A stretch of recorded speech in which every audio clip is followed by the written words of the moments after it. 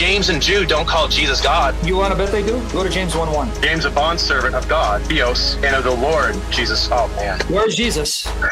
He's in heaven. So how could he call Jesus Rab, Lord, and say I'm his slave too? Right. That's like calling him Yahweh. Now let's go to Jude though. Jude, a bondservant of Jesus Christ and brother of James. Ungodly persons who turn the grace of our God into licentiousness and deny our only Master and Lord, Jesus Christ. How can he be a Muslim when he says Jesus is your only Lord and Master in heaven? But verse 5 is going to be a little harder for you. That would desire to remind you, though you know all things once for all, that the Lord, after saving a people out of the land of Egypt, subsequently destroyed those who did not believe. You know how to read in context, and you know how to identify the nearest antecedent of the word Lord. In the context, who's the Lord that he just mentioned? So the Lord Jesus Christ.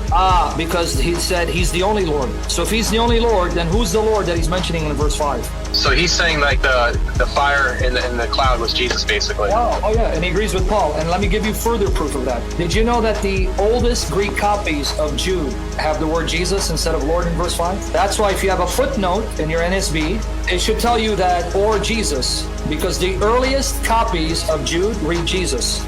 Yeah, I see that. It says 2 early manuscripts read Jesus. That's what it says. Yep, and then not only that, did you know the oldest copy of Jude, P72, it actually reads God Christ, Theos Christos, the God Christ delivered them and punished them. So all the copies and the variant readings that arose because scribes make mistakes, and that's the same with the Quran, show you that the context is calling Jesus that Lord, that God who was there during time Moses.